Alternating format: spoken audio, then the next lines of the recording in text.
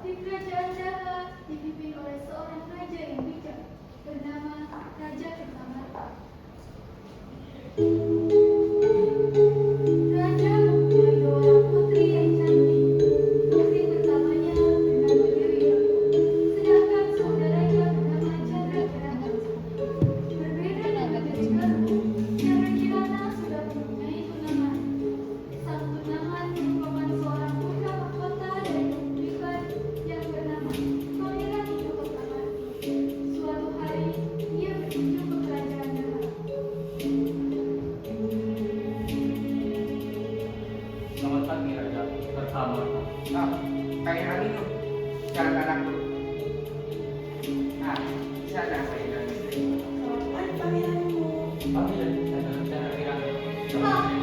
Apa saja? Kenapa selalu Chandra Kirana yang selalu dorong-dorong oleh keuntungan? Akan disingkirkan kamu Chandra Kirana?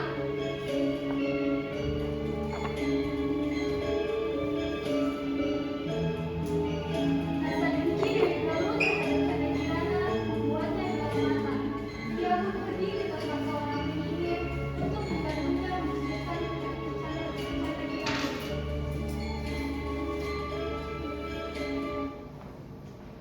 Apa yang membuat putri kerajaan datang ke sini malam begini? Bantu aku, kalau menyingkirkan Chandra Kirana akan kuberi koin perak sebanyak yang kau mau. Baiklah, akan setuju semuanya. Oke, baiklah. Akan dibawa Chandra Kirana ke tepi hutan besok. Sang penyihir menyetujui permintaan Dewi Galuh.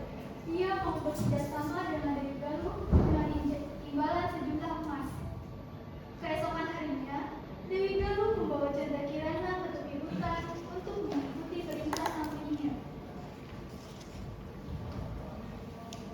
Hei, Chandra Kirana! Hai kak, lihatlah kemari ini bunga yang belum kita tanam. Iya, itu buah yang baru kita tanam. Apakah kamu mau melihat buah yang lebih cantik? Wah, yang lebih cantik. Aku pengen melihatnya kak. Ayo ikut aku. Mereka pun berjalan ke tepi hutan untuk mencari bunga.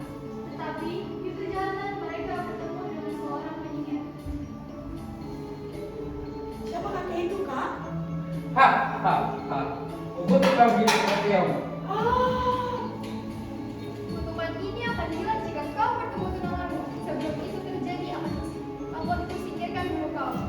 Akan diceritakan kepada ayah bahwa kau telah menghilang. Dewi Galuh menyingkirkan keong itu ke dalam aliran sungai, dan keong itu menjerit. Kemana harus ingin membawaku pergi?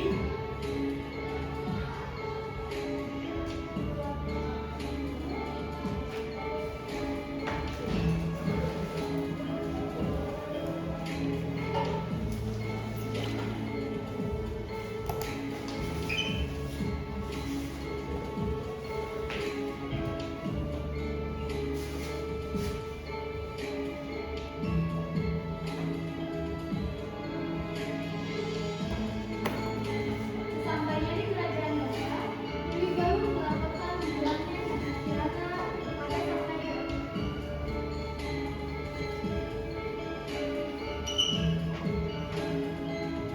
Ayah, Chandra Kirana telah menghilang. Apalah, putriku menghilang. Bagaimana bisa? Mungkin dia masuk ke dalam hutan lebih jauh. Cepat, panggilkan pangeranmu ke hadapanku sekarang. Baik, ayah. Chandra Kirana yang berubah menjadi seekor keong pun terbawa aliran sungai menjauhi kerajaan Jawa. Oh, yang ini berwarna emas. Aku belum pernah lihat yang sebesar dan sempurna seperti ini. Chandra Kirana yang terbawa arus tersangkut di sebuah batu dan kemudian ditemukan oleh seorang kakek yang sedang mencari ikan. Sang kakek membawa keong emas itu pulang ke rumahnya.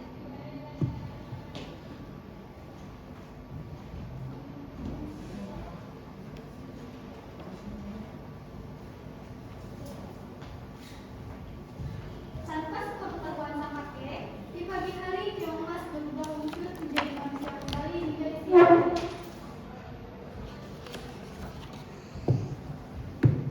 Tak terasa hari sudah siang. Aku belum menyiapkan makanan untuk nanti sore. Sang kakek pun pulang ke rumah. Betapa terkejutnya ia karena di meja sudah terhampar berbagai masakan.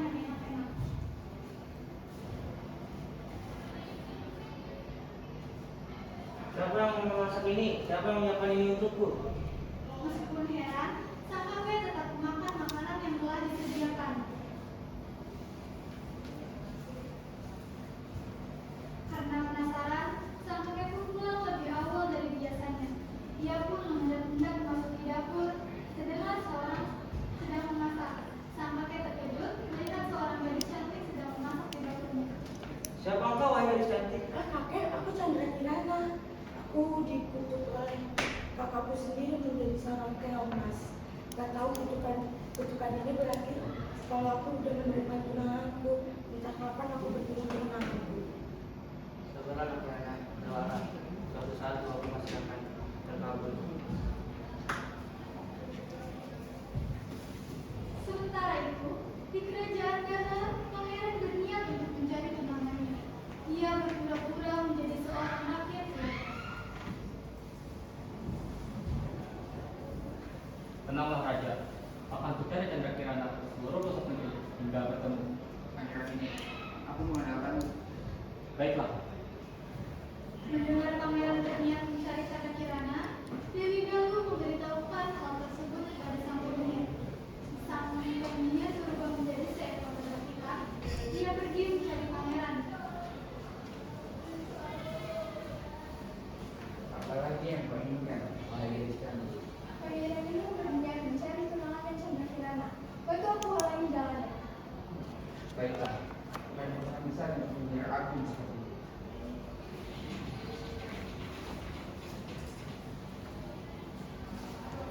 Pangeran yang dalam perjalanan mencari tunangannya tiba-tiba dikejutkan dengan datangnya gagak yang bisa berbicara. Ikuti aku. Hah? Orang itu bisa berbicara. Mungkin dia bisa menjadi petunjukku untuk bertemu dengan Chandra Kirana.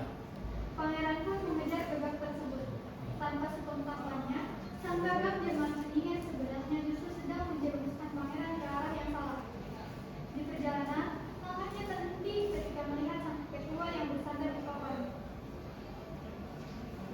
Kakek, apakah kau baik-baik saja? Aku tidak mau menangani aku. Ini kek, makanan sebagai bekaku. Aku mau cukup suka. Terima kasih anak muda. Aku sebenarnya seorang pangeran. Aku sedang mencari tunanganku yang hilang di tengah hutan. Lalu aku bertemu seekor gagak yang bisa berbicara dan membawaku sampai ke sini. Gagak itu adalah nama kami putri yang jahat dan adalah tunanganmu di desa Dadapa. Apa? Jadi selama ini aku tertipu. Baik kakek, terima kasih atas bantuanmu. Aku akan pergi ke sana depan.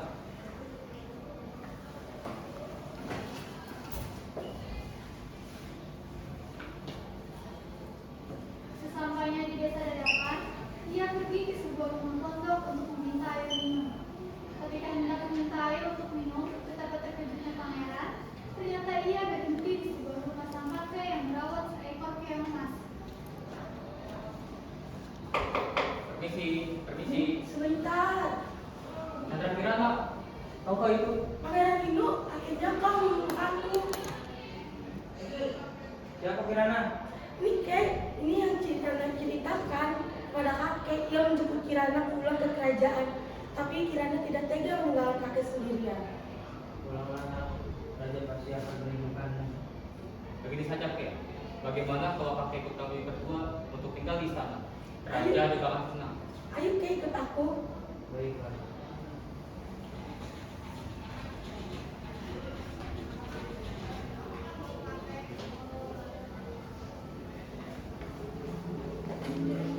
Setelah perjalanan panjang, Chandra Kirana, Pangeran Inu, dan Kakek kembali ke kerajaan Dahar.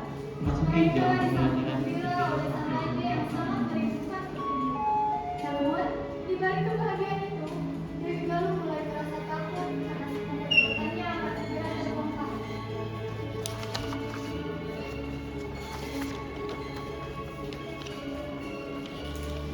Chandra Kirana, anakku, kali ini kau kembali di kerajaan. Ceritakanlah nak, apa yang sudah terjadi padamu selama ini. Ayahnya, aku dikutuk oleh kakakku dan Galuh. Aku berubah menjadi keong emas. Aku tinggal bersama dengan aku tua yang baik. Ayah, aku menyesal. Aku takut atas perbuatanku. Aku akan pergi dari sini.